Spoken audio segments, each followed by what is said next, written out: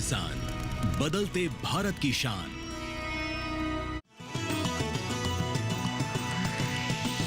DD किसान, बदलते भारत की शान।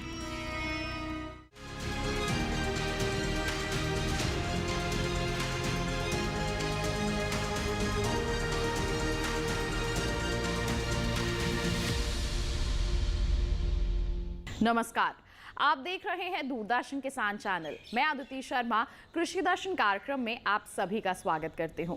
हमारे इस कार्यक्रम में हम अलग अलग जगहों पर जो कृषि क्षेत्र में बदलाव हो रहे होते हैं, जो नई यहाँ पर हम कह सकते हैं कि इनोवेशंस हो रहे होते हैं, उनकी जानकारियाँ आप तक पहुँचाने की कोशिश करते हैं ताकि वो आपके लिए लाभकारी साबित हो सके। हमेशा की तरह आज भी हम आपके लिए लेकर आए हैं हमारे तीनों सेगमेंट्स, विज्ञान और किसान, कृषि स्टार्टअप और फार्मिंग इंडिया।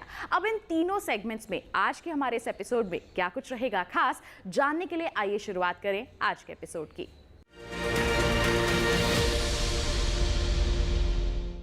किसान भाइयों बहनों, आइए सबसे पहले नजर डालते हैं हमारे सेगमेंट विज्ञान और किसान पर और खेती किसानी से जुड़ी कुछ अहम जानकारी हासिल करते हैं।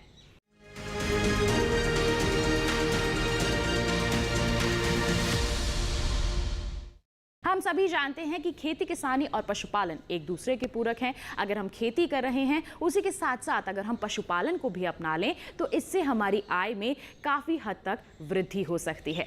आज हम आपको बताएंगे देसी गाय पालन के बारे में। अगर आप खेती के साथ इसे भी अपना लेते हैं तो आपके लिए ये फायदे का सौदा साबित हो सकता है। देसी गाय पालन की शुरुआत कैसे कर सकते हैं, कौन सी नस्ल है जो आपके क्षेत्र के लिए बिल्कुल सही रहेगी, आइए इन तमाम जानकारियों के लिए नजर डालें हमारे सेगमेंट विज्ञान और किसान पर।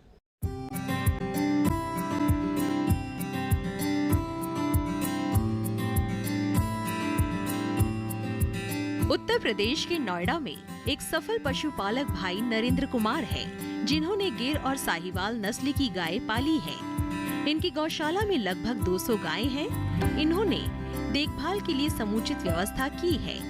खानपान से लेकर दूध निकालने हेतु हाईटेक व्यवस्था कर रखी है। इसके बारे में नरेंद्र कुमार ने कहा, हमारे पास करीब 450 के आसपास गौ माता है, जिसमें ज़्यादातर हमारे पास गिर गौवंश है। इसके अलावा हमारे पास साहिवाल है और थारपारकर है। मुख्य रूप से हम लोग गाय की जो ब्रीडिंग है उस पर काम करते हैं और ब्रीडिंग डेवलपमेंट और बुल हमारे पास तैयार होता है। और हम लोग हर एक गाय का जो DNA रिकॉर्ड्स है वो मेंटेन करते हैं।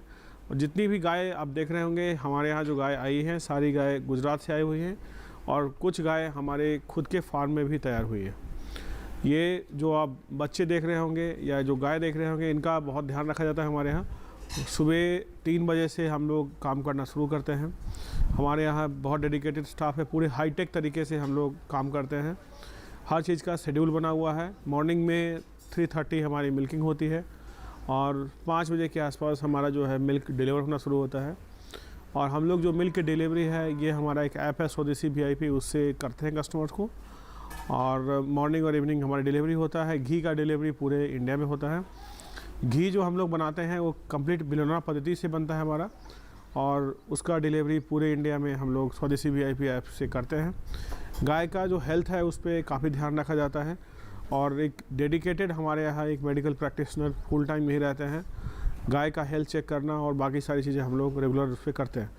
मुख्य रूप से एक सामान्य गौशाला जो चलती है वैसे चल रहे हैं हम लोग। इसके अलावा जो हम लोग काम कर रहे हैं वो एक ऐसा लक्ष्य है कि हम लोग जितने भी भारत में देसी गौवंश है, गौशाला है, उनको एग्रीगेट करना, उनको एक प्लेटफॉर्म पे लाना, जिस प्लेटफॉर्म का नाम है स्वदेशी VIP। वहाँ पर ला कर के फार्म को कैसे मैनेज करें, कितने गाय से शुरू करना चाहिए, ये सब हम लोग एक पूरा सॉफ्टवेयर हम लोगों ने बनाया हुआ है। एक सॉफ्टवेयर की टीम हमारे यहाँ काम करती है और एक एक स्टेप्स हमारे यहाँ मोबाइल ऐप पे रिकॉर्ड होता है। गाय की एक्टिविटी से लेके फीडिंग से लेके मिल्किंग, हर एक चीज़ हमारे यहाँ एक्टिव होती है। अलग अलग सेट्स हम लोगों ने बना रखा है। ये जो सेट है वो ड्राई, जो गाय दूध नहीं दे रही है, जो प्रेग्नेंट है उनके लिए है। दूसरा सेट हमारे पास प्रेग्नेंट गाय के लिए है। तो वैसे सेट की मैपिंग हम लोगों ने कर रखी है। डिलीवरी जो हम लोग कस्टमर तक करते हैं उसका भी ऐप बना हुआ है, वो भी टेक्नोलॉजी के माध्यम से ही चलता है। इसके अलावा जो किसान भाई हमसे जुड़ना चाहते हैं वो उस मार्केट प्लेस पे आकर रजिस्टर करते हैं और हमारा जो लक्ष्य है कि भारत में जितनी भी गौशाला है उन सबको हम लोग टेक इनेबल्ड करके अपने प्लेटफॉर्म स्वदेशी वीआईपी पे लाए। और जो आज देसी गाय के पालन में सबसे बड़ी समस्या आ रही है प्राइसिंग को लेके कि दूध का दाम सही नहीं मिलता है, तो हम लोग आज नोएडा में एवरेज 133 रुपये के आसपास दूध बेचने में कामयाब है। और जो हमारी प्योर ब्रीड है वो 200 रुपये तक का चलता है। और इस दाम सुनने में आपको बहुत अजूबा लगता होगा, बहुत महंगा है, लेकिन 200 रुपये बेच के भी हम लोग नुकसान करते हैं, क्योंकि गिर गाय का जो दूध उत्पादन है वो बहुत कम है, दूध की क्वालिटी बहुत अच्छी है। और जैसा कि आप जानते होंगे कि जो जर्सी गाय है या जो क्रॉस ब्रीड गाय है, उससे आप इन गौवंश को कंपेयर ना करें। और उनका दूध जो है वो A1 प्रोटीन होता है, हमारी जो गाय है इसका A2 प्रोटीन है। A1 प्रोटीन जो है आपको हमेशा डायबिटीज़ और कैंसर और बाकी कई सारी डिजीज़ के लिए उसको इनकरेज करता है। A2 प्रोटीन आपको फिट रखता है और एंटी कैंसर, एंटी डायबिटीज़ और बहुत सारे ऐसे डिजीज़ हैं, बहुत सारे ऐसे विटामिन्स हैं इनके अंदर, इस गाय के अंदर पाया जाता है। गाय का गौमूत्र पे भी हम लोग काम कर रहे हैं, गाय के गोबर पे काम करते हैं, हमारा ऑर्गेनिक फार्मिंग भी हम लोग करते हैं। कोशिश संभव ये है कि जो एक इंटीग्रेटेड फार्मिंग है उस पर काम किया जाए, ताकि ज़्यादातर जिस तरीके से हमारे देश में बेरोज़गारी है, लोग इसको डेयरी को एक उद्योग के रूप में देखें। और दूसरा लक्ष्य हम लोगों का है कि हम गाय को बचाने में सक्षम हो। गाय के दूध के उत्पादन को बढ़ाने के लिए भी हम लोग बहुत हाई ब्लड लाइन वाली बुल हम लोग लाते हैं। हमारे पास 2-2 हज़ार वर्ष पुराना DNA रिकॉर्ड हमारे बुल का अवेलेबल है। और हम लोग नई जनरेशन का बुल भी तैयार कर रहे हैं, जो आने वाले समय में हम अलग अलग ज़िले में, राज्यों में किसान को देने का कार्यक्रम करेंगे। इन गायों की देखभाल एवं हरे चारे के बारे में राकेश कुमार ने कहा। मेरा नाम राकेश कुमार सिंह हुआ। मैं गौशाला की देखभाल मैं ही देखता हूँ, क्या है किस तरह से गाय को खिलाया जाता है। इनका 2 टाइम दूध निकलता है, एक मॉर्निंग में सुबह 3:30 बजे के आसपास और शाम में वही 3 बजे से स्टार्ट होता है। ये दूध निकालने से 2-2.5 घंटे पहले हम इनको दाना वगैरह डाल के खाना खिलाना स्टार्ट कर देते हैं। इसके बाद जब दूध निकल जाता है, निकलने के बाद फिर हम गाय को छोड़ते हैं बाहर घूमने के लिए। 2-2.5 घंटे हम घूमने के लिए छोड़ देते हैं। 2-2.5 घंटे के बाद फिर गाय हमारी रिटर्न आ जाती है, यहाँ पे बंध जाती है। इसके बाद हम लोग इनके डाइट के ऊपर ध्यान देना चालू कर देते हैं, जिसमें हम फीड सप्लीमेंट वगैरह थोड़ा बहुत वो है। इसके बाद हरा चारा ये सब कंटिन्यू करना चालू करते हैं। लमसम 2-3 टाइम गाय का फीडिंग वगैरह होता है। हरा चारा के साथ सिर्फ भूस देते हैं और कोई चीज़ नहीं मिलाते हैं। भूस के साथ हम अलग से चराचूरी का चोकर हो गया, बिनोला खल हो गया, मसूर का खल हो गया, इसके बाद फीड सप्लीमेंट होता है, वो हम फीड में मिला के देते हैं। भूस के साथ सिर्फ हरा चारा मिला के ही देते हैं। हरा चारा जिसमें भूस की क्वांटिटी कम होती है, हरा चारा का ज़्यादा होता है। इस तरह से हम इनकी फीडिंग कराते हैं। इसके अलावा अगर बाई चांस जो गाय खाना खा नहीं रही है, जुगाली नहीं कर रही है, तो फिर वो केयर करना होता है, देखना पड़ता है। जिस समय फीड हम डालना स्टार्ट करते हैं, उस समय से फीड डालने के समय में एक लड़का राउंड पे रहता है, घूमते रहता है, देखते रहता है कि कौन सी गाय जुगाली की नहीं की, कौन खा रही है, कौन नहीं खा रही है। इसके बाद फिर हम उसको ट्रीटमेंट में स्टार्ट करते हैं। तो ट्रीटमेंट भी मेडिसिन से हम कोई ट्रीटमेंट वगैरह नहीं करते, हमारा मेन आयुर्वेद पे फोकस है। तो हम लोग जो पुरानी विधि थी आयुर्वेद से ही काम पूरा करते हैं, जिसमें मुलेठी हो गया, अश्वगंधा हो गया, शतावरी हो गया, अजवाइन हो गया, इस तरह से। और फिर उसको गुड़ में गर्म करके इस तरह से गाय को देते हैं। जब इनकेस कभी ज़्यादा इस तरह का केस, क्रिटिकल केस आता है, उस समय हम डॉक्टरों की सलाह लेते हैं।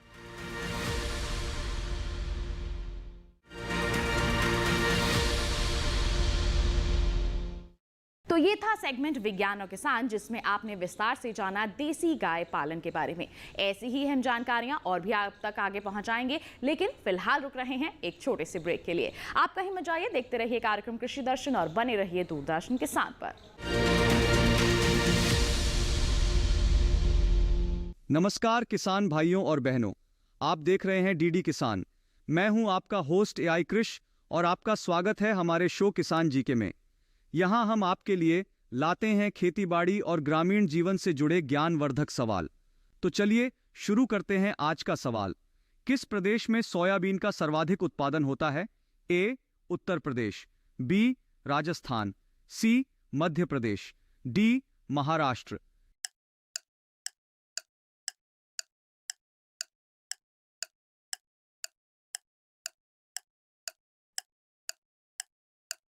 सही जवाब है ऑप्शन C, मध्य प्रदेश।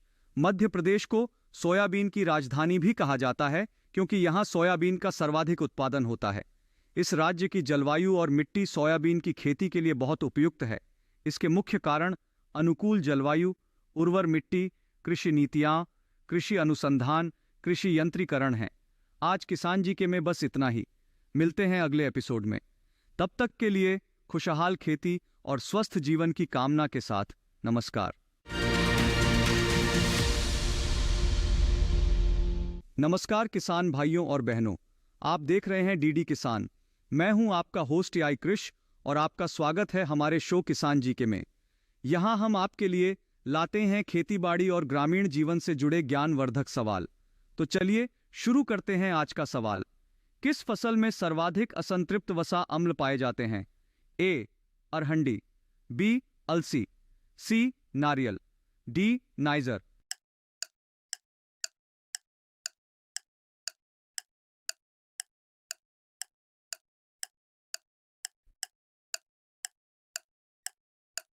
सही जवाब है ऑप्शन ए अरहंडी। अरहंडी की फसल में वसा अम्लों की एक विशेष प्रकार की संरचना पाई जाती है। अरंडी का तेल, जिसे कास्टर ऑयल कहा जाता है, इसमें विशेष रूप से राइसिनोलेक एसिड पाया जाता है। राइसिनोलेक एसिड एक मोनोअनसैचुरेटेड है। हालांकि अरंडी के तेल में असंतृप्त वसा अम्ल भी पाए जाते हैं, लेकिन इसका प्रमुख घटक राइसिनोलेक एसिड ही है, जो इसे अन्य तिलहन फसलों से विशिष्ट बनाता है। आज किसान जी के में बस इतना ही। मिलते हैं अगले एपिसोड में। तब तक के लिए खुशहाल खेती और स्वस्थ जीवन की कामना के साथ नमस्कार। ब्रेक के बाद दूरदर्शन किसान के कार्यक्रम कृषि दर्शन में आप सभी का फिर से स्वागत है। अब कार्यक्रम में वक्त है हमारे सफल किसान से मुलाकात करने का, यानी कि नजर डालने का हमारे सेगमेंट कृषि स्टार्टअप पर।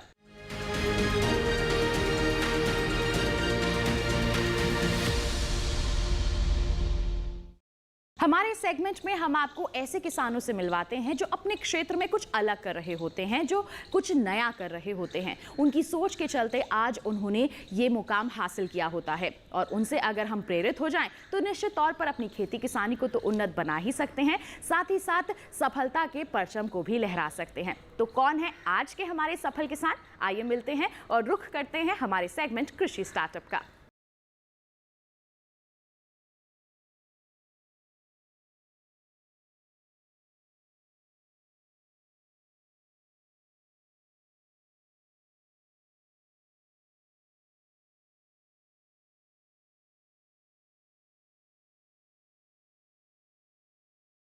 पायल अग्रवाल मेहनती, अपने काम के प्रति समर्पित, दूसरों के लिए विकास के नए रास्ते तलाशने वाली और हमेशा आशावादी बने रहने वाली पायल अग्रवाल आज मेरठ में ही नहीं, पूरे उत्तर प्रदेश और भारत देश की पहचान बन रही हैं।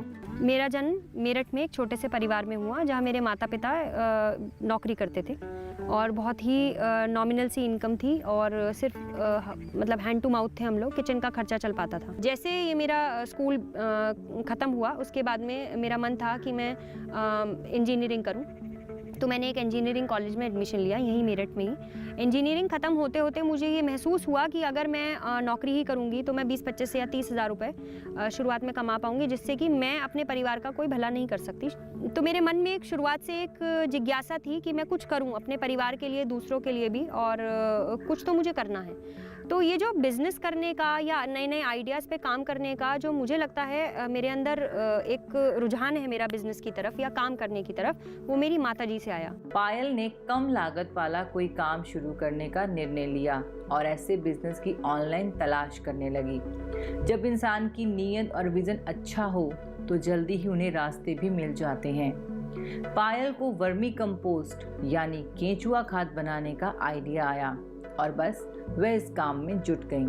वर्मी कंपोस्ट यानी कि जब केचुआ गोबर को खा लेता है और उसके पाचन क्रिया के बाद में जो निकलता है वो वर्मी कंपोस्ट होता है। ये एक भारी गुणवत्ता वाली खाद है जो कि पौधों को, ज़मीन को NPK के साथ में ऑर्गेनिक फॉर्मेट में एक बहुत अच्छा माइक्रो न्यूट्रिएंट्स डेवलप करना, और NPK बहुत ही ऑर्गेनिक खाद है ये, जो कि अच्छा न्यूट्रिएंट, अच्छा बेस और अच्छी हेल्थ प्रोवाइड करती है ज़मीन को, पौधों को। वर्मी कंपोस्ट एक जैव उर्वरक है जो जैविक अवशिष्ट पदार्थों को केंचुआ या अन्य कीड़ों द्वारा विघटित करके बनाई जाती है। केंचुआ खाद बिना गंध, स्वच्छ व कार्बनिक पदार्थ है जिसमें पर्याप्त मात्रा में नाइट्रोजन, पोटाश और पोटेशियम तथा पौधों के विकास के लिए कई आवश्यक सूक्ष्म पोषक तत्व शामिल होते हैं। केंचुआ खाद जैविक खेती के लिए सबसे पसंदीदा पोषक स्रोत है। यह फसल और पर्यावरण के लिए अनुकूल है और एक पूर्ण नवीनीकरण का एक जैविक उत्पाद है। प्रोसेस वर्मी कंपोस्ट को तैयार करने का बहुत ही सिंपल है। सबसे पहले ज़मीन को समतल करके ज़मीन पर पन्नी बिछाई जाती है। 30 बाई 4 यानी कि 30 फुट लंबा 4 फुट चौड़ा एक स्टैंडर्ड बेड साइज़ है जिसमें गोबर बिछाया जाता है। हाथों का इस्तेमाल करके उसको एक गोलाई दी जाती है, कब्रनुमा शेप दिया जाता है और उसको शेप देने के बाद में उसके ऊपर केचुआ छोड़ा जाता है। केचुआ छोड़ने के बाद उसको पानी से गीला करके और पराली ढक दी जाती है और फिर से पानी का छिड़काव किया जाता है। ये सब करने के बाद में आपको हर प्रक्रिया में हमें जो है पानी देना होता है। पानी देते देते लगभग 20 से 25 दिन बाद आपका खाद बनना तैयार हो जाता है और ये जो हमारा बेड है, इस बेड में 3 से 4 लेयर में खाद बनकर तैयार होता है। 1 महीने के बाद वर्मी कंपोस्ट तैयार हो जाती है। पायल ने भी पूरी मेहनत और लगन के साथ वर्मी कंपोस्ट खाद बनाने का काम शुरू किया। एक खाद के लिए एक बेड तैयार करने में 8 से 8,500 रुपये तक का खर्चा आता है। 30 फीट लंबे और 4 फीट चौड़ाई वाले एक बेड में 300 रुपये की पॉलीथीन लगती है और 30 किलोग्राम केंचुआ लगता है और 1500 किलोग्राम गोबर। ये तमाम गणित पायल को आज भी अच्छी तरह याद है। लगभग 20 से 25 दिन के अंदर पहली लेयर 3 से 4 इंच की हर बेड में तैयार हो जाती है। धीरे धीरे इस तरीके से हम एक बेड से मैं जो है खाद को अलग कर लेती हूँ। खाद अलग करने के बाद उसको मार्केट में बेचा जाता है। इस तरीके से हर 10 से 12 दिन के अंदर अंदर एक लेयर निकलती रहती है। एक बेड से 3 से 4 लेयर निकलकर तैयार होती हैं और उन सब को हम खाद को निकालने के बाद सबसे पहले पुराल उतार नामक एक औजार होता है जिसका इस्तेमाल करके बेड के ऊपर से पराली हटाई जाती है। उसके बाद खाद को नीचे सख्त गोबर से अलग करके भुरभुरी खाद को हम थोड़ा सा किरोदा मार के, किरोदा एक टूल का नाम है यानी कि एक औजार का नाम है, उसको किरोदे से थोड़ा सा खाद को भुरभुरा किया जाता है। 10-15 मिनट उस बेड को इसी तरह छोड़ दिया जाता है। धूप की रोशनी पड़ने पर केचुए नीचे भाग जाते हैं। आपकी ऊपर की जो खाद है वो केचुआ रहित है, उसमें केचुआ नहीं है। उस खाद को साइड में निकाल कर उसको मशीन में छान लिया जाता है। तो ये बहुत ही सरल एकदम तरीका है केचुए की खाद तैयार करने का। 6 से 8 महीने बाद जब मेरा सामान बिकना शुरू हुआ, धीरे धीरे लोगों ने मुझे प्रोत्साहन दिया तो मुझे मोटिवेशन मिलनी शुरू हुई। मैंने कभी कदम अपने रोके नहीं, हम बढ़ती गई, कुछ ना कुछ हर दिन कुछ नया सीखती गई। धीरे धीरे ये सब करते करते आज लगभग 2 से 2.5 साल बाद मुझे इतना महसूस हो गया है कि मेरी टर्नओवर साल में 50 से 60 लाख रुपए है और जो कि मेरे जैसे व्यक्ति के लिए जो कि एक बहुत छोटे से परिवार से है, या अगर हम भारतवर्ष की भी बात करें तो एक बहुत बड़ा अमाउंट ये माना जाता है। किसी को भी जानकर हैरानी होगी कि आज पायल के पास 200 बेड हैं और वो हर महीने 20 से 25 टन खाद बनाती हैं। आज पायल इंटरनेट के माध्यम से अपनी खाद को जगह जगह बेच रही हैं। दूसरी महिलाओं को वर्मी कंपोस्ट बनाने के लिए तैयार कर रही हैं। हजारों लोगों को रोजगार दे रही हैं। मेरठ की पायल अग्रवाल की सफलता कथा किसी को भी आगे बढ़ने के लिए प्रेरित कर सकती है। आर्थिक रूप से सशक्त, स्वावलंबी और आत्मनिर्भर पायल ने यह साबित कर दिया है कि बेटियां अगर चाहें तो जमीन से आसमान तक का सफर तय कर सकती हैं।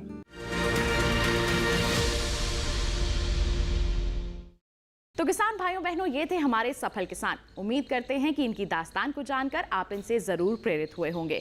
तो कृषि स्टार्टअप सेगमेंट में तो बस इतना ही, लेकिन अभी भी बहुत कुछ जानना बाकी है, जिसके लिए आपको करना होगा थोड़ा सा इंतजार। हम ब्रेक के बाद जल्द लौटेंगे और तमाम जानकारियां आप तक पुनः पहुंचाएंगे। देखते रहिए कार्यक्रम कृषि दर्शन और बने रहिए दूरदर्शन किसान पर।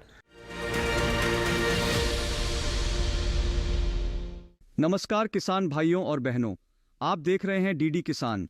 मैं हूं आपका होस्ट एआई कृष और आपका स्वागत है हमारे शो किसान जीके में। यहां हम आपके लिए लाते हैं खेती बाड़ी और ग्रामीण जीवन से जुड़े ज्ञानवर्धक सवाल। तो चलिए शुरू करते हैं आज का सवाल। बैंकों द्वारा किसानों को दिया जाने वाला अल्पकालीन लोन किस अन्य नाम से भी जाना जाता है? A. Crop loan, B. Soft loan, C. Hard loan, D. Term loan.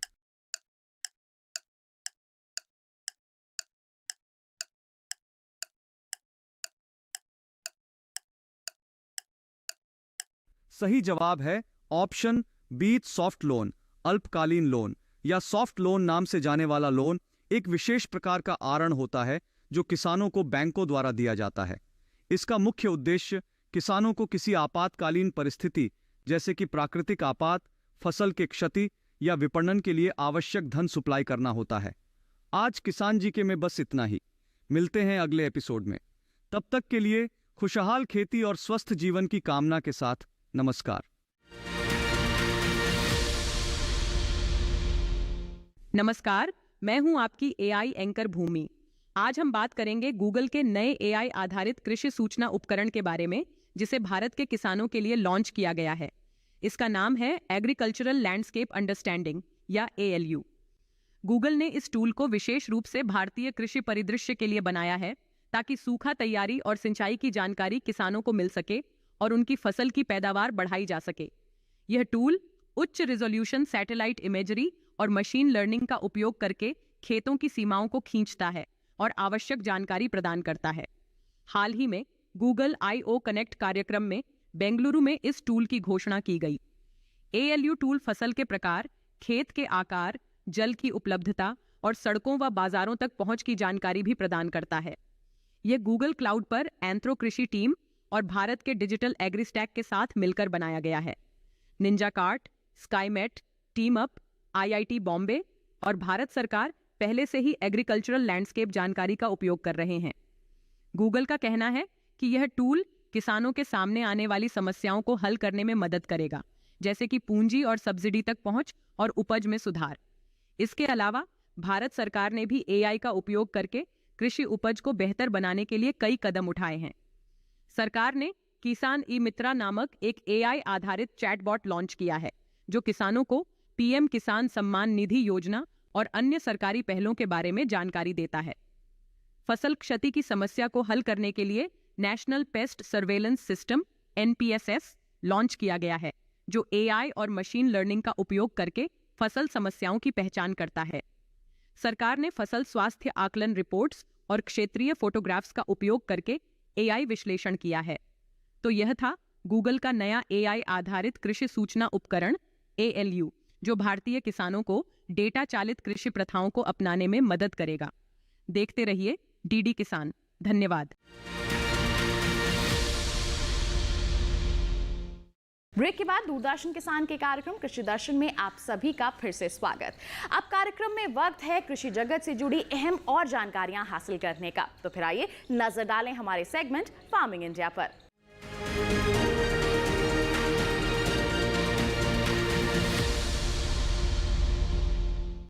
अगर हम कृषि क्षेत्र की बात करते हैं तो निरंतर इसमें नए नए शोध कार्य होते रहते हैं। लोग प्रयासरत रहते हैं कि इस क्षेत्र को और भी ज़्यादा विकसित किया जा सके, हमारे किसानों को और भी ज़्यादा सशक्त बनाया जा सके। इसके लिए किस तरह के प्रयत्न हो रहे हैं, आइए जानें हमारी AI एंकर भूमि से। नमस्कार किसान भाइयों और बहनों, मैं हूं आपकी AI एंकर भूमि। क्या आप एक छोटे या सीमांत किसान हैं? तो आपके लिए एक खुशखबरी है। भारत सरकार की प्रधानमंत्री किसान मानधन योजना PMKMY आपके भविष्य को सुरक्षित बनाने के लिए लाई है एक बेहतरीन पेंशन योजना।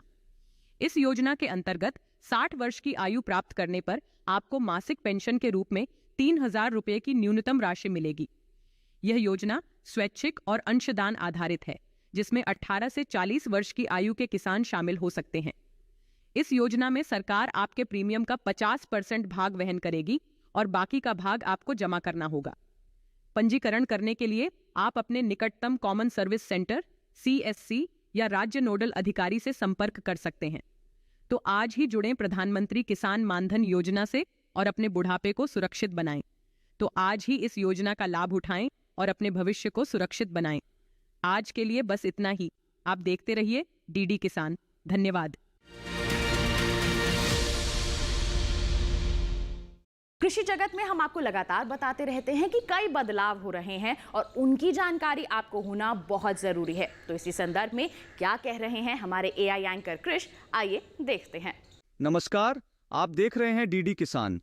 मैं हूं एआई कृष और आज हम गुजरात, महाराष्ट्र और कर्नाटक में होने वाली खेती किसानी से संबंधित सलाहों के बारे में पूरी जानकारी देंगे। गुजरात के किसान सभी खड़ी फसलों की विशेष देखभाल करें, इनके खेतों में पानी जमा ना होने दें। गुजरात में गन्ने की फसल को हवा से बचाने के लिए बांस से सहारा दें या फिर इन्हें बांध लें। गुजरात में किसान कपास के खेतों में जल निकासी की व्यवस्था कर लें। गुजरात में इस समय अरहर की विभिन्न किस्मों की बुवाई की जा सकती है। बुवाई से पहले इनके बीजों को उपचारित जरूर कर लें। महाराष्ट्र के रत्नागिरी के किसान धान, बाजरा और सब्जियों की बुवाई जारी रखें। महाराष्ट्र के पुणे के किसान कपास में रस चूसक कीट के नियंत्रण के लिए नीम के अर्क का छिड़काव कर लें। महाराष्ट्र के नंदुरबार जिले में अदसाली गन्ने की बुवाई की जा सकती है। महाराष्ट्र के सतारा में धान और बाजरा की बुवाई जारी रखें। यहाँ के किसान हल्दी के रोपण के 45 दिन बाद इसमें नाइट्रोजन की पहली खुराक डाल लें। महाराष्ट्र के विदर्भ के किसान उड़द, मूंग, सोयाबीन, अरहर और सब्जियों के खेतों में जल निकासी की व्यवस्था कर लें। कर्नाटक के किसान मूंग को मक्खी के प्रकोप से बचाने के लिए इमिडाक्लोप्रिड का छिड़काव कर लें। कर्नाटक के किसान सोयाबीन को झुलसा रोग से बचाने के लिए जरूरी दवाओं का स्प्रे कर लें। कर्नाटक में इस मौसम में टमाटर की विभिन्न किस्मों की बुवाई कर लें। कर्नाटक में इस समय आम की मल्लिका, आम्रपल्ली, दशेरी और लंगड़ा जैसी किस्मों के पौधे लगाए जा सकते हैं। यहाँ मूंग और उड़द की फसल को रथुआ रोग से बचाने के लिए हेक्साकोनाजोल का छिड़काव कर लें। कर्नाटक में प्याज की खेती कर रहे किसान इनके खेतों को खरपतवार से मुक्त रखें। यहाँ अंगूर के पौधों को रोगों से बचाने के लिए जरूरी कीटनाशकों का छिड़काव कर लें। इसी तरह कृषि और किसानों से जुड़ी हर महत्वपूर्ण जानकारी के लिए हमारे साथ जुड़े रहिए और देखते रहिए डीडी किसान। धन्यवाद। तो ये था हमारा सेगमेंट फार्मिंग इंडिया। इसी के साथ किसान भाइयों बहनों बता दें आज के कार्यक्रम में बस इतना ही। उम्मीद करते हैं जितनी भी जानकारियां आज के कार्यक्रम के माध्यम से आप तक पहुंचाई गई हैं सभी आपके लिए फायदेमंद साबित हुई होंगी। साथ ही आपको जानकारी दें कि अगर आपके पास कोई सवाल है, कोई सुझाव है हमारे कार्यक्रम के लिए तो वो आप हम तक पहुँचा सकते हैं। माध्यम है हमारी ईमेल ID krishidarshan@gmail.com हमारी ईमेल ID है, या फिर आप हमें पत्र लिखिए। पता है हमारा कृषि दर्शन, कमरा नंबर 58, CPC दूरदर्शन, खेलगांव, नई दिल्ली 11049। तो इसी वादे के साथ किसान भाइयों बहनों की अगले अंक में फिर महत्वपूर्ण जानकारियां लेकर होंगे हाजिर। तब तक के लिए हमें दीजिए इजाजत, लेकिन आप बने रहिए दूरदर्शन किसान पर। नमस्कार।